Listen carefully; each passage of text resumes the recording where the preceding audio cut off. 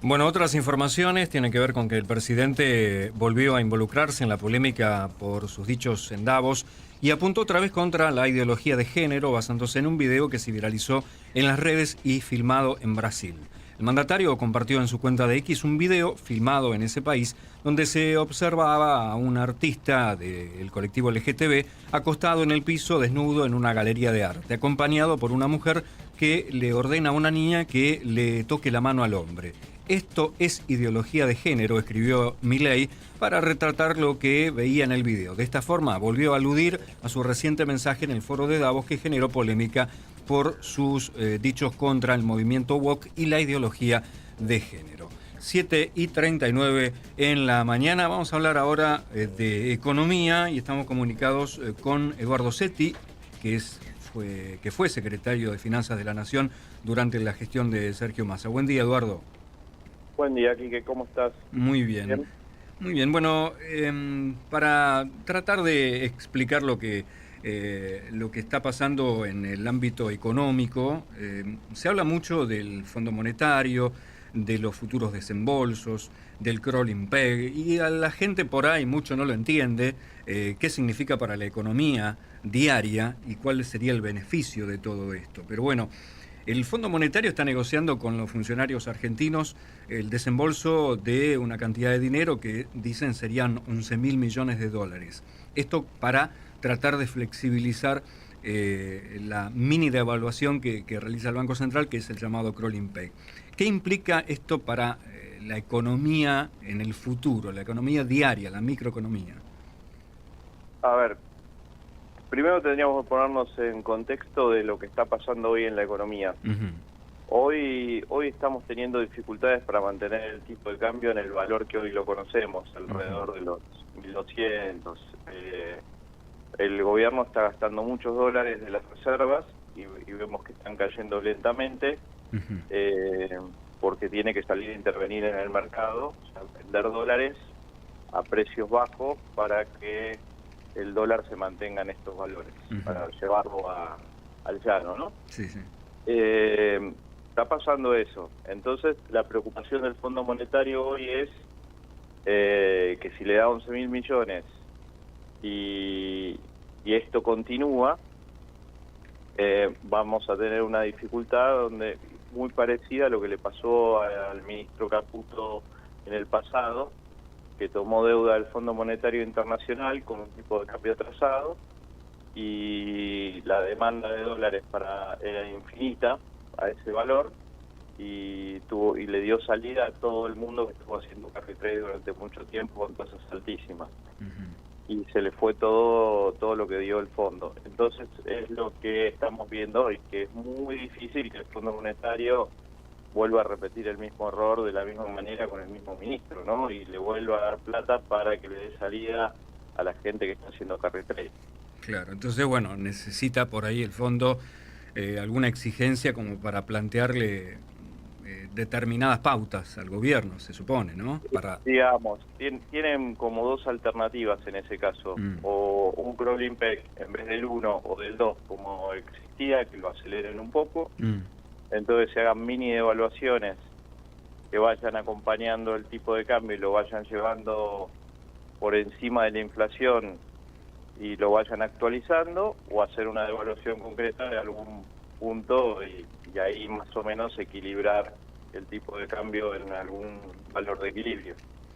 Claro, porque siempre que se habla de que el tipo de cambio está atrasado, siempre los gobiernos de turno lo van negando y entonces dicen no está atrasado por distintas razones y lo explican de la forma en que se está desarrollando. Pero lo cierto es que esto genera, digamos, como un ruido, una incertidumbre en la gente cuando empiezan a hablar de el tipo de cambio está atrasado, el gobierno va a hacer una devaluación, y entonces ya hay muchos especuladores que empiezan, y por las dudas subimos los precios, y va pasando toda esa incertidumbre que se va generando. Claro, acá me parece que hay dos vertientes, ¿no? Cuando hay un tipo de cambio atrasado, la gente de a pie, la gente que no está ligada al mercado financiero, que vive un día a día más tradicional, lo que ve es tranquilidad cambiaria, ve baja inflación, porque generalmente un tipo de cambio atrasado sirve como ancla antiinflacionaria.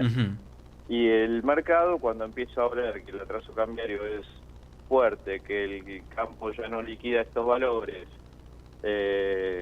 y todo eso, empieza a esperar el momento de dar el zarpazo y dolarizarse.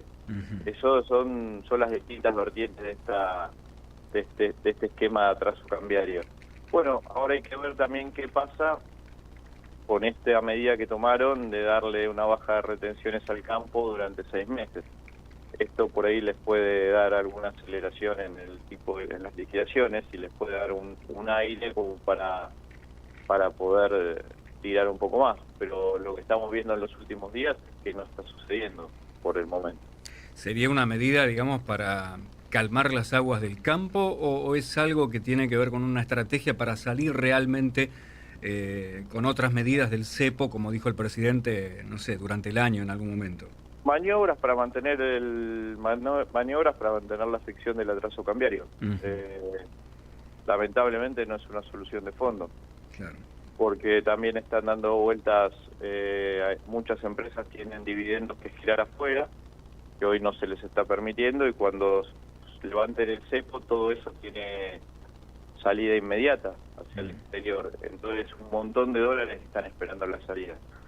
Entonces creo que una entrada de 11.000 millones más o menos pondría las reservas levemente positivas, y eso tampoco es un número que es solo por sí, sin acumulación de reservas de otro lado, genere estabilidad. Y el Fondo Monetario no va a volver a cometer el mismo error.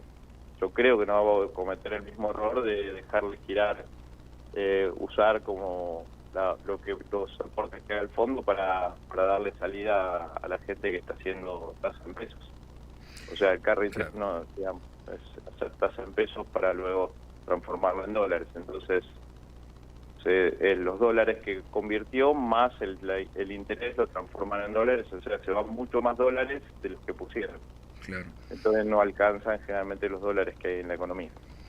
Y esta probable eliminación del cepo que ha planteado el presidente, o que siempre está anticipando que va a ocurrir, ¿usted cree que va a pasar este año o que va a tener dificultades para poder hacerlo? Yo creo que si tiene que dar un golpe o de alguna devaluación del 20, del 30 o alguna cosa, no le queda otra que salir del cepo, porque sería la única justificación que tiene después de todo lo que se ha dicho, como para poder explicarle al electorado qué es lo que está haciendo. Entonces la unificación cambiaria venga acompañada de una devaluación. Pero por un lado no le conviene la devaluación y por otro lado sí le conviene anunciar la salida del cepo, digamos, ¿no? En materia electoral. Claro, le conviene salir la salida del cepo porque también los mercados se lo están pidiendo. También se ve que los bonos están algo estrellados y con dificultades de romper un techo. Ellos esperaban que ya estarían en situación de volver a emitir y no lo están.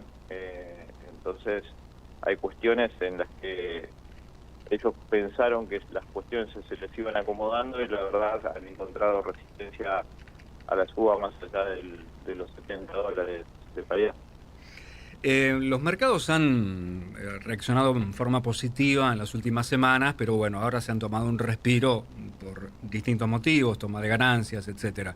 ¿Usted cree que los mercados están acompañando esta gestión económica del presidente en general? Yo lo que veo es que en la Argentina cada día es más difícil invertir y no hay muchos activos en los cuales invertir. Pero si vamos específicamente a los bonos, lo que podemos ver es que los bonos subieron fuertemente hasta el pago de cupón. Cuando se hizo el pago de cupón, que todo el mundo esperaba que fuera a haber una reinversión de ese pago de cupón y que los bonos continuaran subiendo, fue todo lo contrario. No hubo reinversión de los cupones, por lo visto, porque los bonos empezaron a bajar y por lo tanto no hubo reinversión y hubo gente desprendiéndose de los bonos luego de cobrar el cupón. Claro, ya cobré, listo, no me meto otra vez. Sí, es como que hay cautela, ¿no? Claro. Entro, salvo, Sí, nadie se queda definitivamente en el tema. Y las acciones van subiendo porque si uno empieza a mirar tampoco hay mucho en que invertir en la Argentina. Entonces está todo muy alto para el riesgo que significa Argentina hoy, ¿no? Claro. Que todo lo que estamos hablando claro. hoy, que las reservas están negativas, entonces hay bonos a $70 con reservas negativas. Entonces el mercado evalúa esto. A veces el mercado decide ganar plata y dice, bueno, por algunas señales que el gobierno da basta como para que sepamos que tenemos 2 pagos de cupón por delante asegurados, y entonces decimos, bueno, tenemos un periodo de tiempo para hacer plata. Claro. Entonces suben los bonos, invierten, pero después no es que se consolida fácilmente la suba de los bonos. Claro, son oportunidades, como decía recién, ¿no? Muy selectivo, tratan de aprovechar el momento y ver qué es lo que está barato, compran y después cuando sube venden. Claro, como decía alguno de los actores del mercado, no importa lo que cada uno piense, sino importa lo que piense el conjunto, ¿no? Y lo que uno ve que empiezan a hacer. Cuando empiezan a comprar todos y deciden ganar plata por un periodo de tiempo, a veces es un periodo de tiempo nada más, y lo evalúan así y saben que el trasfondo de la situación es complicada, pero creen que hay un periodo de tiempo para ganar plata. Claro. Eduardo, muy claro en sus conceptos, le agradecemos por haber estado aquí en Radio del Plata.